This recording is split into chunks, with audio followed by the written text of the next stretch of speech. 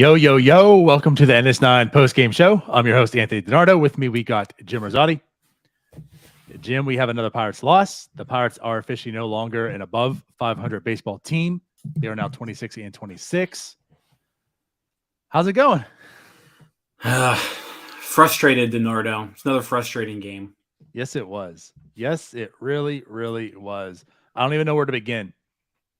The pitching was off. The offense was off, and then it kind of came together the second half, and then they eventually just lost it in extra innings. 10-6. Yeah, I mean, let's begin at the end.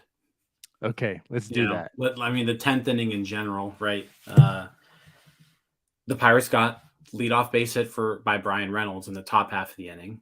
Kutch moves to third, so you got a runner on third, nobody outs. Reynolds on first, and strikeout, 3 straight outs. There was a Rodolfo Castro walk thrown in there, but right, no one puts the ball in play with the runner on third in the 10th inning. And you do that, you're going to lose. That's it. This is a team that did, I guess if you want to say fought, they fought back to tie it up, to go into extra innings. So again, the offense came alive a little bit there towards the end. But right, the 10th inning, Kutch is on second, like you mentioned. Reynolds gets him over to third. All you need is one person to just drive the ball in the outfield, at least get that run. Not that it maybe ultimately would have mattered, but like you couldn't even do that. Like this team has been so incapable of just creating offense. 3 runs, like that's pretty much like the most you can expect out of this team. Yeah, I mean, it's just frustrating because it was just a complete lack of situational hitting towards the end of the game. Because you're right. I mean, they did, Contreras came in there and shut the door with the bullpen. Great job by the relievers kind of getting the game into extra innings. But the Pirates had plenty of chances today to score more than 3 runs. And they couldn't make it happen. And it's just, like I said, Brock right here, L after L after L. It's a consistent theme now with these guys that they're either just completely dead, like nothing, or, they're getting some signs of life, but they can't deliver the blow to actually punish the other team for the mistakes that they're making. Austin Hedges gets a leadoff base hit. You get multiple runners on base, and it's thanks to someone letting Austin Hedges on base, and you can't capitalize. Like it's things like that you have to capitalize on things like that. Right, you're 100% accurate. And on top of that, I mean, one of the Pirates' runs came just because of a wild pitch. I'm not so confident that run, like the Pirates even go into extra innings on their own. They had to let the pitcher throw a wild pitch to score Brian Reynolds to get that 1 run. So. Yeah, man. It's just so inconsistent, this lineup. And it's funny because, like, even going to this game, you see Chris Owings in there. You see Austin Hedges at the back end. Bay's been hitting the ball better lately. But it's just like, okay, horrible back end of this lineup once again. And it was those 3 that had the first 3 hits of the Pirates in the game. For I think like the first, 5 innings, it was Bay, Hedges, and Owings that all had the only 3 hits of the game. Yeah, I mean, Bay, Owings, Hedges kept the team in the game, especially in the early part. Yes. Yes. And like we keep going back to this also, you can still question the construction of this 26-man roster, right? And having like a Chris Owings and Austin Hedges in the back end is questionable. But at the end of the day, the rest of this team has to perform, and that's what they're not doing. Yeah, and then, I mean, you go to the bottom half of the 10th, you put in Robert Stevenson. I'm I'm not sure why they wouldn't have just gone to Bednar for a second inning. The Pirates are, he's not going to pitch tomorrow anyways on 3 days. Like, he's not going to do back-to-back-to-back days, 11 pitches in the 9th for Bednar. I would have sent him out there again for the 10th, but they bring in Stevenson, and he gives up the 3-run homer. That was the game. He pitched all that awful, that extra inning. Obviously, the guy came on, ground out, but the runner ran to third, gets an out, intentionally walks Kellenic. Obviously, the right decision. Well, you thought it was. And I mean, I don't know. Stevenson's kind of mixed, but I didn't think he pitched all that bad. Well, he gave up a 3-run bomb to end the game, DiNardo. Again, he did. One of them was because obviously the guy just pitched 2/3 of an inning and gave up 3 runs. Yeah, but you understand the one wasn't earned. The one just because it's the 10th inning and it doesn't matter. He was awful. He gave up a nuke to Eugenio Suarez to end the game. He did. And again, the second one was also intentionally walked. Anyways, going back to Bednar though, I just want to say I'm looking it up right now. I do wonder because there's a lot of talks last year because of it. And yeah, I am correct in thinking this. He's never gone more than 1 inning this year so far. And I'm wondering if that's well by design right now because he was used multiple times last year. And of course, once the infamous Dodgers game where after that, he was just like not the same. You keep going back to that. So I do wonder if there's something to that. Like if he's on a almost as strict as you can get, listen, it's a 1 outing or 1 inning outing every time. He has not gone over 1 inning yet this year, from what I can tell. So no, I'm looking. He hasn't. Yeah. Yeah, and like today would have been the perfect chance to do it. You have the guy on second base to start that inning. There's really no room for error whatsoever. 11 pitches, like send the dude back out. I'm with it. At the end of the day, that doesn't matter. Like the offense just wasted so many opportunities that this was going to be inevitable. It was either going to be Bednar doing this or Stevenson later on. Yeah, probably. But you're right. I could definitely see sending Bednar back out there this instance. But ultimately, you can have that blame game. The offense has to show up. It just doesn't. I mean, the entire month of May, outside of I think 3 games essentially that you can point to, which they just exploded for, it's been completely anemic. And today's another great example of that.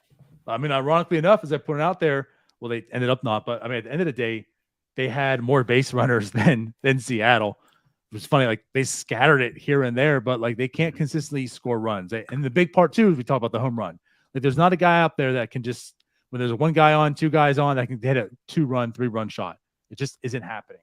And today again, the strikeouts was a big issue yesterday. 17 of them. Today there was 12. So I mean, they are, as someone here stated, the 2021 Pirates. Like this offense is just looking more and more like it. Again, because of the strikeouts. Yeah. That's one thing they weren't doing.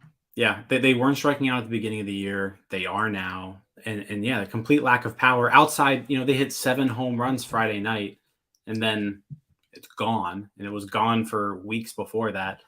It's just a weird team. They had 9 home runs leading into that game for the month of May. They almost doubled their home run output in 1 game. Yeah. Like they had no power all May. So yeah, that game is definitely starting to look like a complete anomaly. That is not who they are. But yeah, I mean, you look at the Mariners, the flip side, they score 6 runs today, 5 of them by way of the home run. It's just a lot easier. It's a lot easier to score runs when you're hitting the ball over the fence. Yeah, for sure. J-Rod, man, he's on a whole nother level right now. Yeah, he was kind of struggling going into the series, and yeah, well, not so much into the series. Woke him up, but yeah, he kind of caught fire of the series before, and he's certainly keeping it going right now. Yeah. So I think I put out there 6. This is now his 6th multi-hit game in 7 games played. Yeah, way to catch him. And it was kind of crazy that the 2 home runs the 2 solo homers the Mariners hit were just some of the highest shots I've ever seen. Like 43-degree launch angles, 105 plus miles an hour, like straight into the air. Just was majestic shots. 163 Yeah. feet Yeah. into the air also. Yes. Mhm. Crazy home runs. Just scraped the wall. Both of them just scraped the wall, but yeah, they were pretty impressive. All right. Do we want to get into the start of the game then with Luis Ortiz? Yeah, let's do that. So he does take the mound today. We've talked about his first two starts, right? It was an okay start, then a bad start, then he had a really, really good start. So which version of Luis Ortiz you going to get today wasn't the good one. He certainly showed like reasons that, you have intrigue on him, the talent that he has. He had 6 strikeouts today? Yeah. 6 strikeouts in 5 innings. Mm-hmm. But at the same time, just a real lack of command, giving up 4 walks, did have the 3 earned, those 2 home runs, as you mentioned. It was a very mixed bag, but it wasn't a good start. I felt like he coming away there pretty lucky with just 3 earned. It was kind of it's one of those starts where you look at it and his command was way off, but at the same time, you almost leave it optimistic in that the stuff was still so good that with this as bad as he looked with the command, I mean, he was not hitting his spots at all the entire outing, and the stuff was still good enough that he at least put together a respectable outing and kept the team in the game, gave them a chance to win. So it just kind of shows like the upside that he has, but at the same time also shows what he needs to work at to take that next step forward. It was just one of those games where you could kind of see both spectrums of Luis Ortiz. Yeah. The stuff is great, and when it's on, it's really on. We saw that last time out, but when it's off, it's still good enough at times, like when it's off, that he can still put together a decent outing. But like you mentioned, command all over the place, wasn't hitting his spots all night. And, that meant sliders not where they were supposed to, being hit a long way. They meant a lot of walks. So, yeah, he kind of danced through a lot of stuff all night. But, again, some positives to take from the start, but definitely some things where, that's what Luis Ortiz needs to work on. Right. It's funny with you saying that. You mentioned the slider, right? Getting hit a long way. But at the same time, 47% whiff rate on the slider, 8 swing and misses. Even the fastball, he's getting a lot of swing and misses, 5 of them. Mm-hmm. So, even the stuff wasn't sharp and he wasn't hitting his spots. Go back what you're saying, the talent, it was still filthy. Guys weren't really able to connect with it until they were, and it went a long way. Mm-hmm. But you're right. This is why, I shouldn't say why, but when you look at his body of work, right? 3 out of the 4 starts we're talking about were unfavorable, right? The one was a really, really good start. The other 3, there's definitely a lot you come away talking about that he's got to work on. And at the end of the day, still a 4.35 ERA. So kind of like what you're alluding to here, even when he's not on, it's still good enough that it's a respectable start, right? He hasn't gone out there and given up 8 earned coming out in the second inning, 3rd inning, stuff like that. He works through it. If the Pirates had any offense, you might have a couple of wins under him. Yeah. But again, just not as good of a start as last time out, right? I mean, the last time out we saw what the upside can really present. He was super efficient. He was throwing strikes. Kind of a 180 from there, but you're going to have that with him. He's young. He's still developing. He's not going to be your most consistent arm night in and night out. No. Which I guess kind of leads to the next thing. So Vince Velasquez officially going to the IL, right? We just saw that outing yesterday, came out with shoulder discomfort and going to the IL. So the talk was, Roansy and I guess Shelton or Charrington they actually did. They confirmed it. The plan was to put him in the bullpen. And we talked, last night in the post game, with Vince Velasquez being injured and likely going to be long term. If that was a plan, that's probably going to be scratched. Sounds like it will be. But right now, for today, Roansy does go into the bullpen. Does have 2 outings, 2 very good, sharp outings. Did hit 96, I believe. I don't think he hit 97. But I do believe 96 and a half. So if you want to round up, 97. Yeah. We'll round up. We're good. Yeah. So we hit 97 today. So positive things to see. But I guess ultimately, let's start off with just your take of Roansy coming out in the bullpen today. Yeah, I mean, if you're going to skip the start anyways, because I mean, I kind of feel like with Velasquez going back on the IL, you're just going to move Contreras right back into that slot, right? So this is just his normal outing that he would have between two appearances, 11 days apart, right? So yeah, totally fine with him getting some work today. Absolutely, I was going to prefer this to happen, and he looked good. The command was better. Struck out a batter, but the contact that he gave, the contact that he was giving up was pretty soft contact. So, yeah, nice little 2-inning outing out of the bullpen. I don't know if there's anything really to take from it to like build upon or anything, but he looked good. Like when you put a starting pitcher and you put him in the bullpen for an outing like this, he could look bad or he could look good, and you would prefer that they look good, right? And he looked good. There you go. Probably the best way of saying it. I did want to bring that up just because I think there was a lot of people who were confused seeing him in the bullpen. And right, I mean, he's essentially going to skip a start. He'll be in there again, probably like you said, like taking over Vince Velasquez's spot, or come up here. So like, just get him some work. That's what this was, and he did the job and doing it as well. But yeah, like it did kind of remind me of Roansy of last year in the bullpen. Like this is the things that you saw in Roansy he did last year. He's doing it again, but he looked really good in this multi-inning role coming in there. So right, hopefully it's something he built upon. I know the idea was to put him in the bullpen. It maybe would work some things. Just talk slightly about that. It wasn't something I totally hated. And I'm just going to say it in one reason and one reason only. It's coming from me, Jim. I'm starting to have some faith in the Pirates pitching coaches. And if they feel like there's something that Roansy can work on to best suit him in the bullpen for, then I might be okay with it for a short-term fix for a long-term improvement, right? Like going back to the Mitch Keller, not that like Roansy's in any type of Mitch Keller territory, but if they felt like let's put him in the bullpen for something, then get him out there. If that's the reason and it works, then I'm willing to see it through because I'm at the point now where I'm starting to have some faith in this.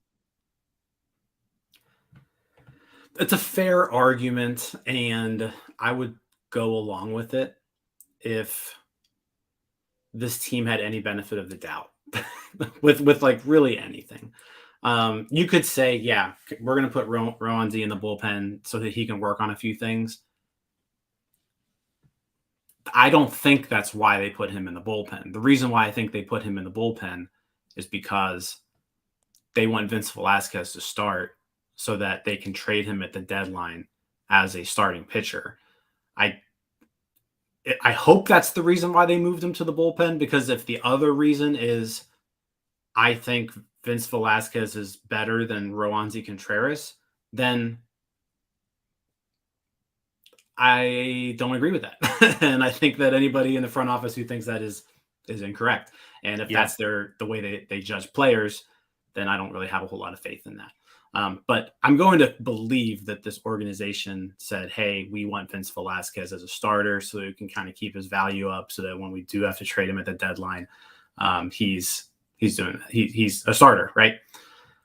So, but it looks like this was short term. Contreras is going to slot right back into the rotation here. So anyways, all of this like doesn't even matter at this point. Right. Anyways, so yes, then Holderman does come into the game. Holderman looked filthy once again. There's just, I mean, the more and more I see him, the more I feel even more confident. But 1 inning, 2 strikeouts, just throwing sick heat. He did his job as well. Yeah, no, he is clearly the number 2 talent in that bullpen, heads and shoulders above whoever's number 3. We could argue whoever number 3 is. Holderman is 2. Bednar is 1. Holderman is 2. Those are clear. It should be illegal that he throws a 2-seamer the way he does. It really he can hit like 100 with that. It's Ohtani-esque. Kind of crazy. Yeah, it's nasty. When he's commanding it, it's a nasty pitch. Yes.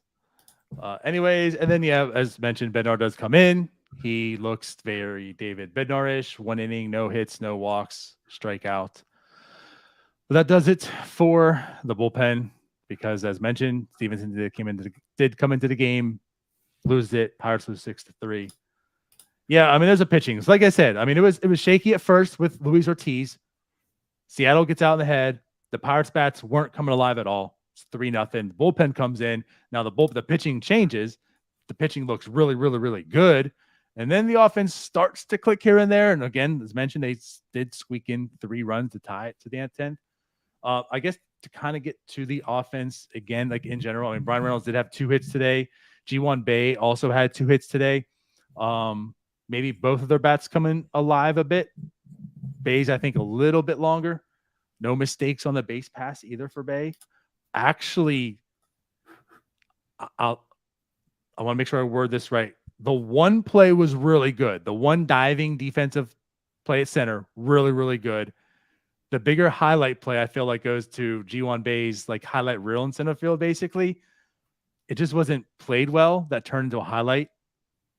It was still very athletic, and it's the athleticism he has that makes me feel like he could become a very good center fielder one day.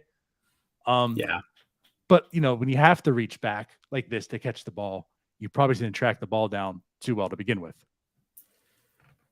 I'm going to give Hayes a little bit more credit than you here. I give Bay a little bit more credit than you here. Sorry, I'm reading the comments and everybody's talking about Hayes. We'll get to Hayes, guys. Like, calm down.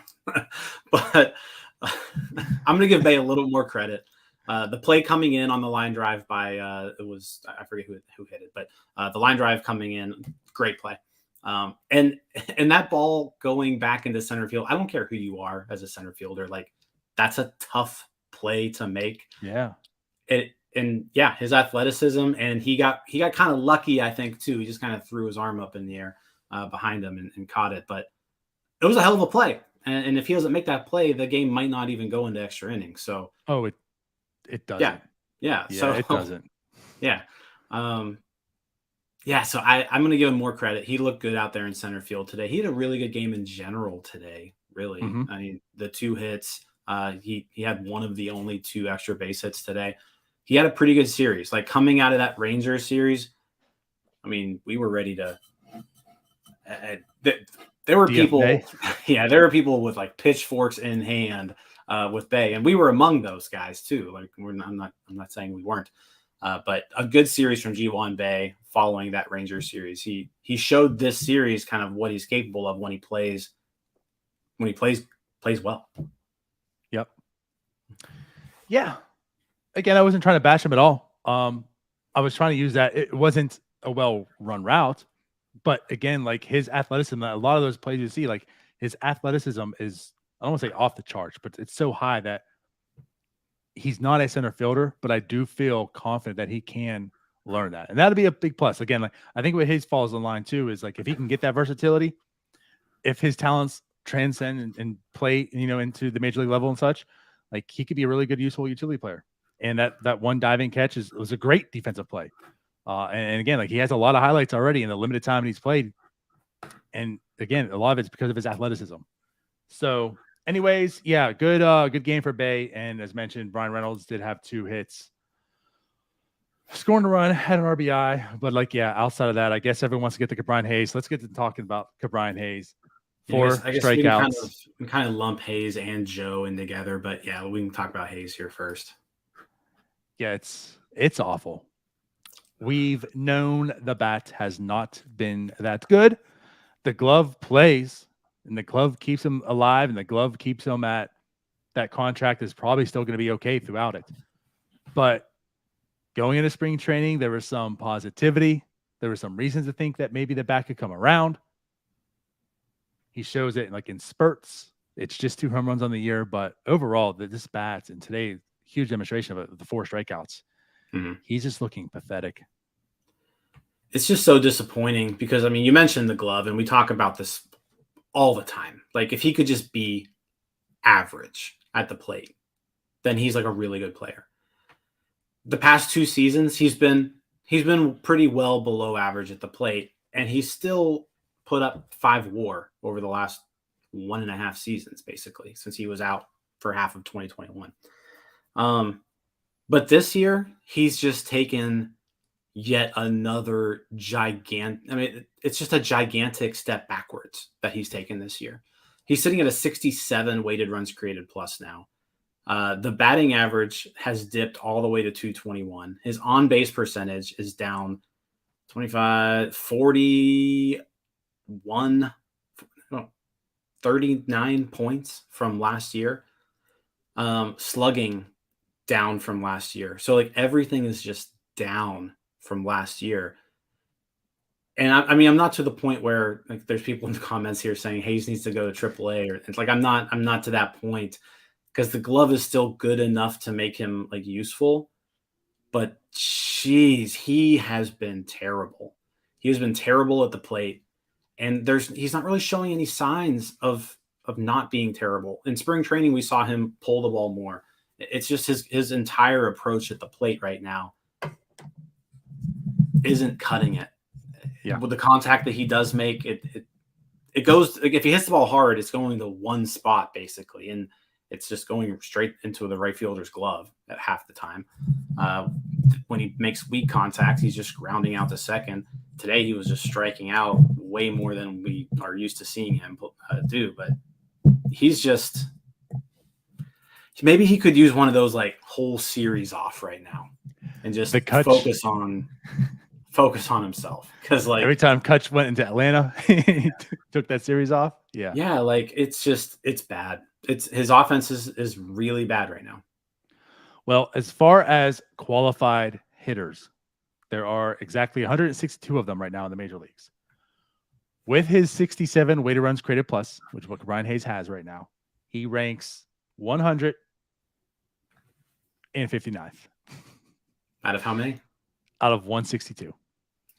Above Gene Segura, Jose Abreu, which actually, by the way, no, it was a 45. Even the home run today won't push him up that far. Ezekiel Tovar and Joey Weimer. So there's 4 players he's better than. That's where we're at with Brian Hayes. And you're right. This is bad. Like, this is the unacceptable level, right? Yeah. We're just asking for, honestly, a below average to average hitter. That's all you needed from Brian Hayes. And he's pretty much demonstrated he can be that. This year, the year that you hoped to see progression, it's been regression. And you can't see that. No, I mean, he was basically at where you were like, okay, I'm cool with this offensively, but at least be this. And now he's well under that point. Like, he cannot be this bad. Right. This level with that glove, then you start to worry about the contract. He can't be this bad. Right. Yeah, like, he's got to give you 2+ WAR consistently, and he's not looking like he's going to do that this year. Right. Not to say it can't happen, but it's certainly not trending that way. And now with it about to turn over to June, there's reasons to be concerned and worried, and to talk about setting him to AAA. Mm-hmm. Yeah, I mean, it's just the approach. Like, you see him just taking this approach, and it's not working. Hopefully, I think and people are in the comments talking about like work ethic and stuff. Like, I think his work ethic is great. I think his makeup's great.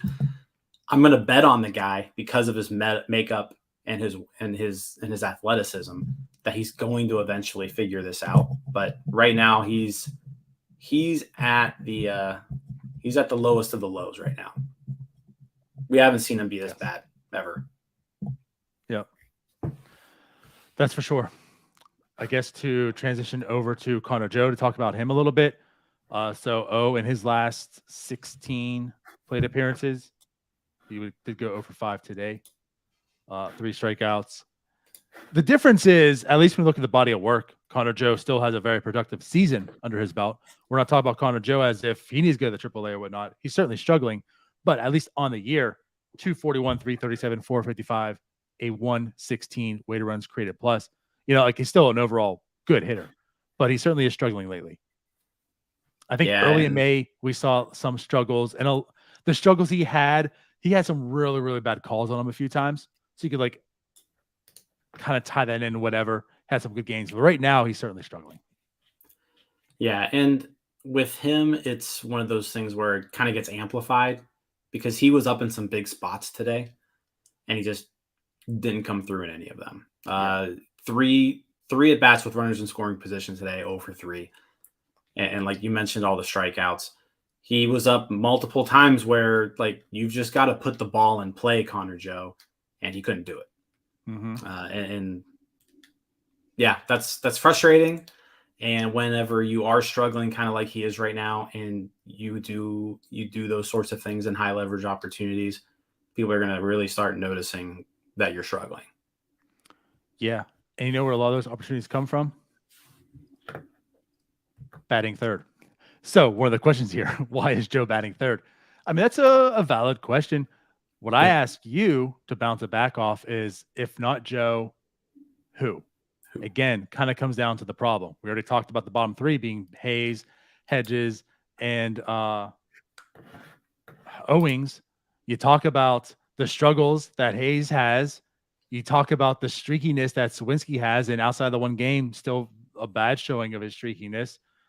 Kutch at leadoff, Reynolds at second. Is it Santana who's been struggling pretty much all year and certainly recently as well? Is Castro? I guess you could talk. It's a lefty, so maybe Castro. Who is it? That's the problem with this team right now. Outside of 1-2, back to that comment, looking back like the 2021 Pirates, who is it? Yeah. I mean, if it's me and you're asking that question to me, Castro's the guy. Sure. Especially against the lefty. Like, I'm trying to bump Castro up in that order as much as possible. But yeah, I mean, we're to the point right now where that number 3 hitter has kind of been rotating between Sawinski and Joe. And those guys have been playing, like you just mentioned, very poorly lately. Right. And when you have again, okay, fine, it's 3, Castro. Yeah. Then the question is, why is such and such in the fourth hole? Like that, you really only have 3 hitters in this lineup right now that you feel comfortable with. Yeah. So not so much trying to put, I'm not trying to give him an out either, but I'm not trying to put this all on Joe and Shelton. Why is he batting third? There's just not many options right now. Mm-hmm. No, it's true.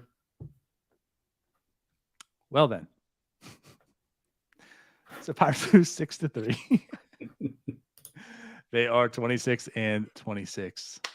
Not sure if this is it. This is the end of it. The Pirates run is done. Still have some games to go. The good news is the month of May is turning over. Maybe they'll find something in June coming up here. We'll find out. But yeah. So, anything else you really want to talk about right now on this show? No, I guess we'll have Henry or Endy. Nah, we'll have Starbucks tomorrow. Tailgate next Saturday. That'll be fun. It will. Gold Lot 2. If you're going to the game, and if you're not, head to the game. It's O'Neill Cruz Bubblehead. If you want to know what a real capable hitter looked like, you can find it once again in Bubblehead form. But yeah, we'll be there 12 o'clock. Post game. The tailgate live podcast will start at 1. If you want to jump on, maybe you can get on the show. But it'll be a lot of fun. Tomorrow, Starbucks, and then post games throughout the week, as well as other things too. So we'll be back. See you then. Bye-bye. See you guys. Hey, you all. Thank you for watching. I know we try to provide the most entertaining content that we can, and we'd love to spread it to as many people as possible. So I know it doesn't seem like a lot, but if you could take the 5 seconds to like this video and subscribe to the page, it helps out so much more than you know. Thank you, and let's go Bucks.